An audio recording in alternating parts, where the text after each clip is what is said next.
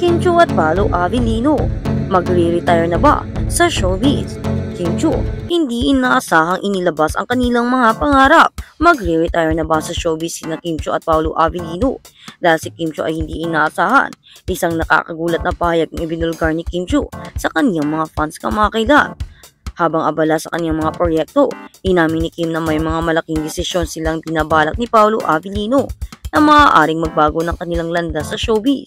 Sa isang emotional interview sa isang talk show, nagsalita si Kim Chiu tungkol sa kanilang mga pangarap sa hinaharap at kung paano nila nakikita ang kanilang mga karera pagkatapos ng mga taon sa industriya.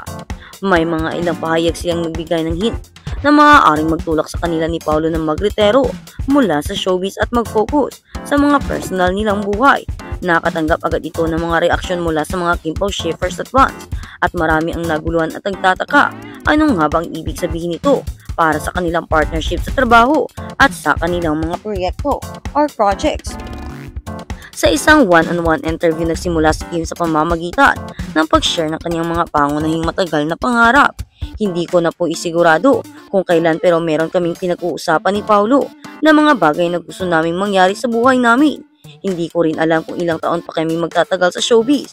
Mahirap din magsalita pero may mga personal na plano kami na mas importante kaysa sa mga career namin. Boom! Isang matinding revelation mula kay Kim. Is this it? Baka ito na nga ang hudyat ng kanilang pansamantalang pag-alis mula sa industriya ng showbiz sa kabila ng mga magagandang proyekto at phenomenal na success ng kanilang tandem. Paano nga ba nila nakikita ang hinaharap nila sa industriya na nagpapasikat sa kanila? Magka-partner ba sa pagre-retiro? Samantala, si Kim ang unang nagbukas ng usapin tungkol sa retirement. Hindi rin pwedeng hindi marinig ang reaksyon ni Paolo Avellino. Sa isang separate interview, inamin ni Paolo na tinatalakay nila ni Kim ang mga plano nila sa hinaharap at pareho silang may mga pangarap na hindi lang tungkol sa showbiz. Sabi ko nga, ayaw namin na magtulungan lang kami sa iisang projects. Gusto rin namin magtulungan sa mga personal na bagay. Kung dumating yung panahon na kailangan namin magpahinga o mag-focus sa ibang aspeto ng buhay namin, hindi kami magdadalawang isip na gawin iyon. Kailan nga ba yun? Marami pa rin mga fans na nag-aalala at gustong malaman kung may koneksyon na nga ba ang kanilang mga plano sa pagretiro mula sa showbiz.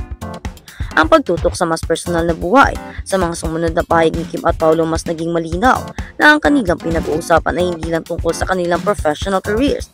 Ang kanilang mga plano ay may kinalaman din sa personal na buhay na nais niyang isulong at i-prioritize. Ang bawat isa sa atin ay may hangarin sa buhay. Kami ni Paolo bukod sa mga proyekto namin, gusto rin namin ng more time for our families. Hindi lang kami magkasama sa harap ng kamera, kundi gusto rin namin mas pagtuunan ng pansin ang mga bagay na nagbibigay sa amin ng kaligayahan. Malinaw na ang kanilang pagtutok sa pamilya at personal na buhay ay may malaking epekto sa kanilang mga plano. Hindi ito bago sa mga artista na nais magpahinga o magbago ng landas pagkatapos ng matagal na panahon ng pagtatrabaho. Dahil sa mga sinasabi nila Paolo at Kim Chiu, dahil sa kanilang pahayag, hindi maiwasan na magulo ang isipan ng mga fans. Gusto nilang malaman kung ano ang mangyayari sa kanilang Kim Pao tandem kung magdidesisyon na nga silang magretiro o mag-focus sa mga personal nilang buhay. Kailan ba magtatapos ang kanilang partnership sa mga proyekto? Ano ang mangyayari sa kanilang chemistry at on-screen love team na bumihag sa puso ng mga fans? Marami ang nagsasabi na huwag naman. Sanang magtapos ang Kim Pao love team sa kabila ng mga posibleng pagbabago sa kabila ng kanilang mga karera. May ilan namang nauunawaan ang desisyon ni Kim at Paolo at nagmumungkahi na magpahinga sila at mag-focus sa kanilang mga personal na buhay. Ano nga ba ang susunod para sa Kim Pao? Sa kabila ng mga pahayag ni Kim at Paolo, mukhang hindi pa nila matutukod kung kailan nila gustong magretiro. Pero ang kanilang desisyon ay magiging isang malaking hakbang sa kanilang buhay at mas magiging malinaw ang kanilang mga plano kapag dumating ang tamang panahon. Ngunit isang bagay ang tiyak, ang Kim Pao tandem ay patuloy na magpapasaya at magbibigay kilig sa fans hanggat kaya nila. Kaya Kim Pao fan, maganda kayo sa mga susunod na kabanata ng kanilang buhay. Sino ang magsasabing magtatapos na ang kanilang showbiz journey? Ang hinaharap ay puno pa ng surprises at adventure. At sa kabilang banda, Paolo Avellino nakialam sa suot ni Kim Chiu. Halos mabaliw-baliw sa kilig ang mga Kim Pao fans sa video na ibinahagi ni Kim Chiu sa kanyang Instagram.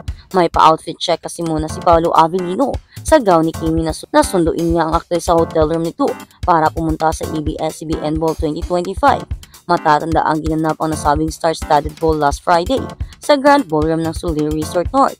Makikita sa video na ipinost ni Kim ang kanyang preparation para sa nasabing ball.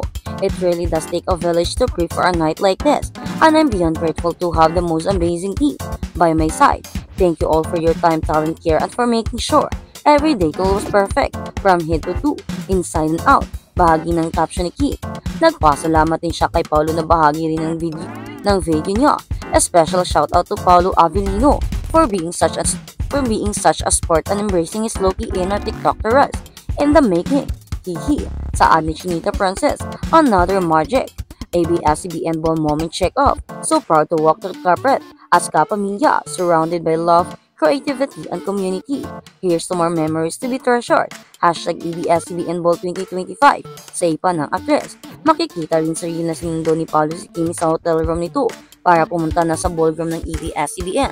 Say ni Paolo kay Kimi, patingin nga ng suot mo. Ipinakita naman ng actress ang gown niya at tumalikod pa siya para ipakita na backless ito na tila ina-approve or pina-approve niya kay Paolo. Sinipat-sipat naman ito ni Paolo ang gown na parang chine-check mo na niya talaga. Mukhang approve naman kay Paolo ang backless gown dahil ang sumunod na eksena ay magkasama na silang pumunta ni Kimi sa ballroom. Sa true lang yung pagkakasabi ni Paolo ng patingin nga ng suot mo ay hindi tunong magkaibigan na gusto lang makita ang suot ng friend. Ang dating ng dialogue ng aktor ay gusto niya munang i-check ito na napansin din ng fans of course. Kaya naman sobrang kinilig sila. Hoy doon tayo, patingin ang suot mo guys. Mabuwang tani, tanong ng may karapatan. Go Pao, kakakakilig ba oy Diyos ko taba? I so love Kimi's gown very much. Very sexy oy. The body is so sexy cute as in, grabe ka angayan. Komento ng isang Kim Pao fan. Narito ang ilan sa mga nabasa naming comments. Doon kami sa check yung gown at suot ni Kimi. Ikaw na talaga Paolo. The super caring Pao talaga, haha. Oh my G. Grabe ang higpit ng boyfriend na to. May pa-outfit check pa.